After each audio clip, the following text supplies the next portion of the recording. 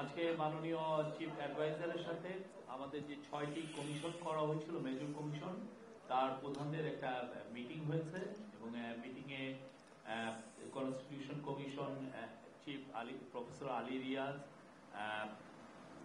Judicial কমিশনের chief justice Shah Muminur Rahman, আর নির্বাচন কমিশন নিয়ে যিনি চিফ বদিউল আলম মজুমদার, পুলিশ কমিশনের chief Safarraj Hossain, anti corruption কমিশনের চিফ নিয়ে রিফর্ম কমিশনের চিফ ডক্টর ইফতেখারুজ্জামান এবং জনপ্রশাসন চিফ আব্দুল মুহিত চৌধুরী ওনারা ছিলেন এবং বিচারপতি ইমদাদুল হক এবং জুডিশিয়াল কমিশনের আরেকজন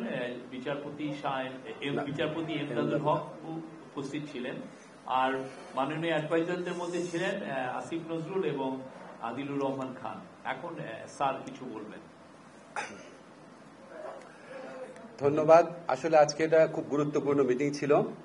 কমিশন প্রধানদের সাথে আপনাদের অলরেডি নাম বলা হয়েছে, ওনাদের সাথে আমাদের প্রধান উপদেষ্টা ডক্টর মোহাম্মদ ইউনুস এবং জাতীয় ঐক্যমত্য কমিশনের প্রধান ডক্টর মোহাম্মদ ইউনুস একটা বৈঠক করেছিলেন সংস্কার কাজের অগ্রগতি সম্পর্কে জানার জন্য। সেখানে কিছু ডিসিশন হয়েছে, এটা আপনাদের জানাচ্ছি। যে সংস্কার কমিশনগুলোর পূর্ণাঙ্গ রিপোর্ট আমরা আশা করছি 8 ফেব্রুয়ারি প্রকাশ করা হবে। 8 ফেব্রুয়ারি একই সাথে এই সংস্কার কমিশনের প্রধানরা মিলে আশু করণীয় কি আছে, সংস্কার কার্যের ক্ষেত্রে আশু করণীয় কি আছে, মধ্যমেয়াদে কি আছে, বা ভবিষ্যতে নির্বাচনের পরে যদি তারা কিছু করতে চায় সেটা কি আছে, সেটা 6টা কমিশন মিলে একটা সর্বসম্মত সুপারিশনামা পেশ করবেন 8 ফেব্রুয়ারিতে। এই সুপারিশনামা এবং কমিশনগুলোর রিপোর্ট আমরা সকল রাজনৈতিক দল এবং আমাদের জুলাই গণ অভ্যুত্থানের পক্ষের শক্তি যারা আছে তাদের কাছে পৌঁছে দিব সেদিনই।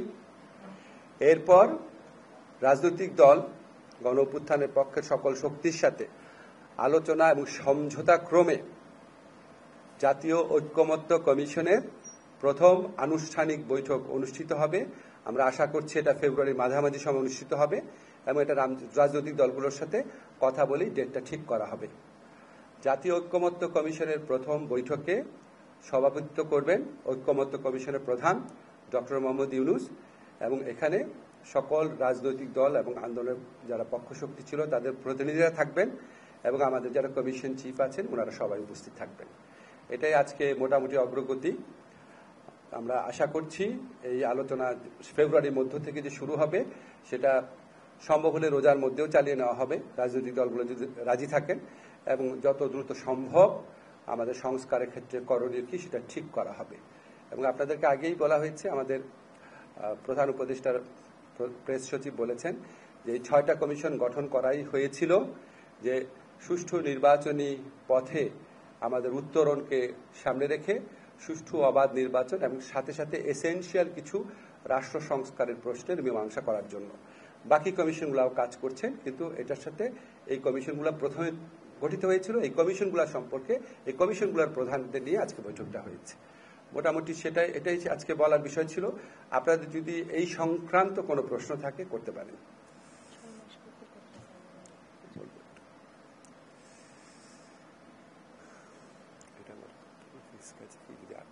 আমরা 5টা কোশ্চেন নিব, না হলে তো আবার তোমার বিপদে পড়বো, বুঝছো না?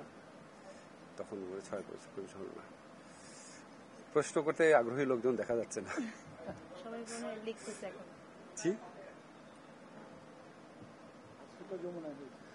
আজকে বৈঠক যমুনায় হয়েছে, আর ফেব্রুয়ারি মাঝামাঝি জাতীয় ঐক্যমত্য কমিশনের প্রথম আনুষ্ঠানিক বৈঠক আপনারা যেখানে বসে আছেন সেখানে হবে।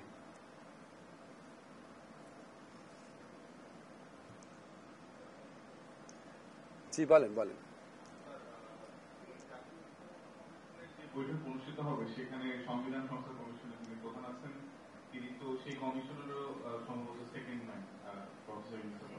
তো সংবিধান বিষয়ে আসলে কি আশু আপনাদের সুপারিশ দেওয়া হবে বলে আপনি ধারণা করছেন বা কোনো আলোচনা হয়েছে কিনা? মানে সংবিধান কি পুনর্লেখন করা হবে নাকি সংবিধান? আমি একটা জিনিস আপনাদের বলি, আমাদের যে 6টা কমিশন আছে এই 6টা কমিশনের কার্যক্রম তো 8 তারিখে শেষ হয়ে যাচ্ছে।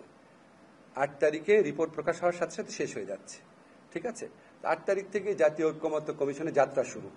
তো আলী রিয়াদ সাহেব যখন 8 তারিখের পর মধ্য ফেব্রুয়ারিতে আলোচনায় বসবেন, তখন উনি সংবিধান কমিটির প্রধান হিসেবে বসবেন না, জাতীয় ঐক্যমত্য কমিশনে যিনি আপনার ভাইস চেয়ারম্যান হিসেবে বসবেন।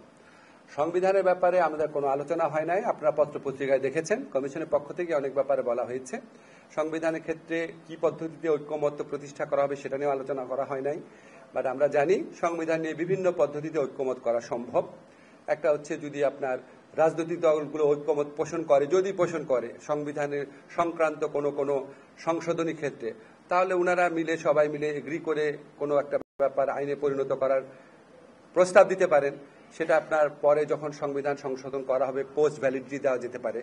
আবার যদি সামনে নির্বাচন যদি গণপরিষদ এবং সংসদ নির্বাচন যদি একই সাথে হয়, তাহলে গণপরিষদের মাধ্যমে হতে পারে, সাংবিধানিক কোনো সভার মাধ্যমে হতে পারে। এইগুলি হচ্ছে জাস্ট আমার কথা বললাম যে বিভিন্ন পদ্ধতিতে করা যেতে পারে, কিন্তু কি পদ্ধতিতে করা হবে সেটা রাজনৈতিক দলের সাথে আলোচনার ভিত্তিতে ঠিক করা হবে। থ্যাংক ইউ, ঠিক আছে।